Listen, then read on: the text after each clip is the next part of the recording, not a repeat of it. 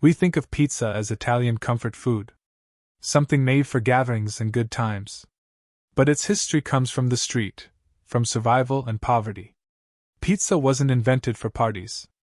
So let's take a closer look at where pizza really comes from. Pizza didn't begin as a celebration. It began as a solution. In the late 1700s, Naples wasn't romantic. It was crowded, loud, and poor. One of the most densely populated cities in Europe. Thousands of people packed into small rooms, many without kitchens, many without steady work. Food had to be cheap. It had to be fast. And it had to fill your stomach.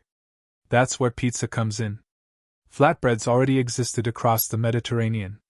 People had been baking dough on hot stones for centuries. What Naples did differently was make it practical.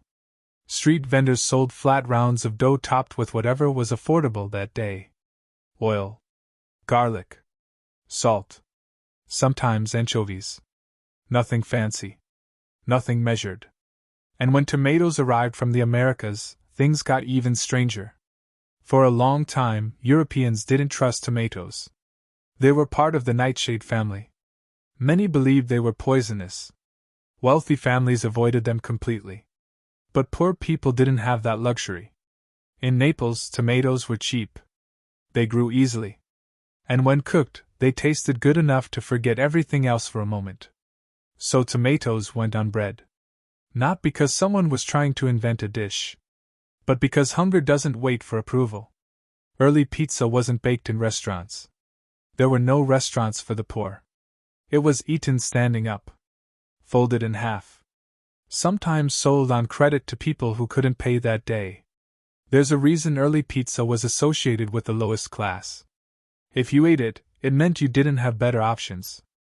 Writers and travelers visiting Naples often described pizza with mild disgust. They saw it as dirty street food. Something you ate with your hands, in public, with no ceremony. But what they missed was the point. Pizza wasn't trying to impress anyone. It wasn't meant to travel. It wasn't meant to be remembered. It was meant to get people through the day.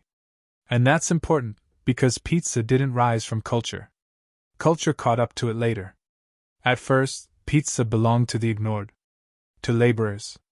To families with too many mouths and not enough money. No menus. No recipes. No rules. Just bread, heat, and survival. And without realizing it, Naples had created something the rest of the world would eventually claim, long after forgetting why it existed in the first place.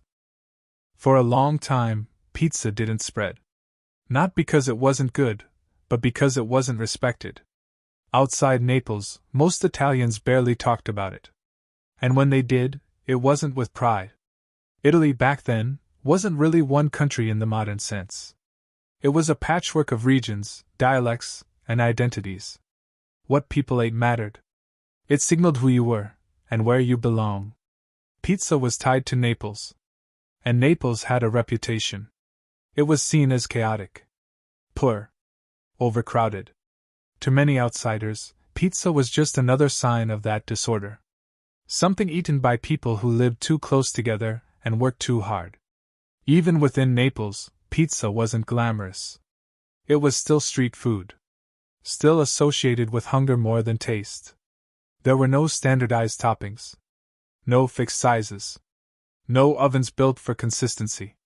Every pizzaiolo did it slightly differently. Based on what they could afford. Based on what sold that day. One strange but real detail. Early pizza was often sold by Pizza Otto. You'd eat it first, and pay 8 days later. That tells you everything. Pizza existed in a cash-poor world. Trust mattered more than branding. The food was simple, but the system around it was human. And then there's the story people love to tell. About Queen Margherita. It's often said pizza became famous when she tried it in 1889. But here's the honest version. Pizza already existed long before her visit. What changed wasn't the food. It was who was seen eating it. When pizza was prepared for the Queen, it was cleaned up.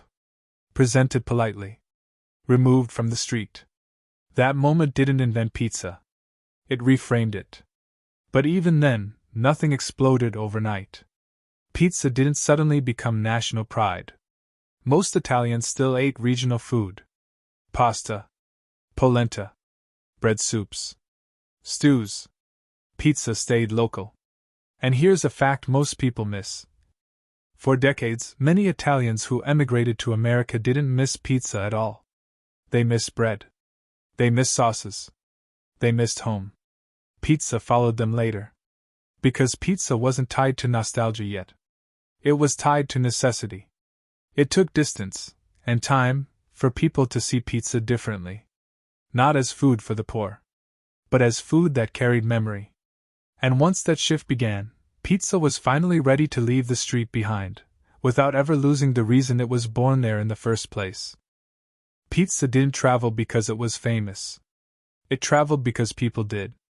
In the late 1800s and early 1900s, millions of Italians left home. Not chasing dreams, chasing work. They arrived in cities like New York, Chicago, and Boston with very little. And when they looked for food that felt familiar, pizza came with them. At first, it stayed inside immigrant neighborhoods. Sold in small bakeries. Eaten by people who already understood it. Most Americans had no interest. Early newspaper descriptions of pizza called it strange. Some called it greasy. Others said it smelled odd. That reaction makes sense. Pizza wasn't trying to be elegant. It was hot bread, tomato, and cheese, eaten with your hands.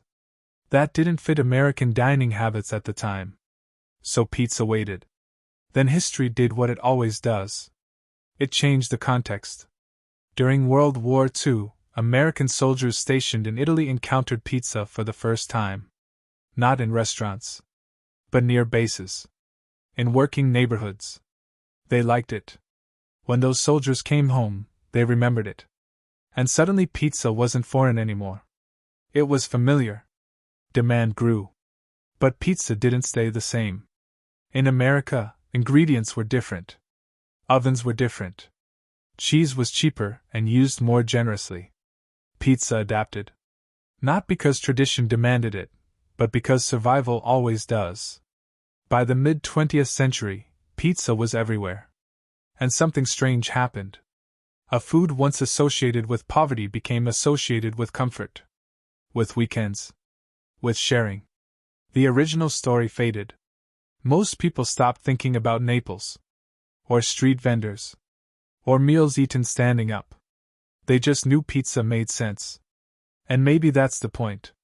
Pizza succeeded because it never asked for attention. It met people where they were. Hungry. Busy. Looking for something simple that worked. That's why pizza doesn't belong to one country anymore. It belongs to moments. Late nights. Family tables. Quiet meals after long days.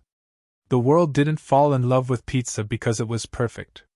It fell in love because pizza was honest. It started as food for people with no options. And somehow became food for everyone. Without ever pretending it was anything else. So that was the deeper, hidden history of pizza. It began as survival food, then moved through Europe and eventually traveled the world. In some countries today, it's so expensive that many poor people can't even afford it. If you enjoyed the story, please like and subscribe. Thank you.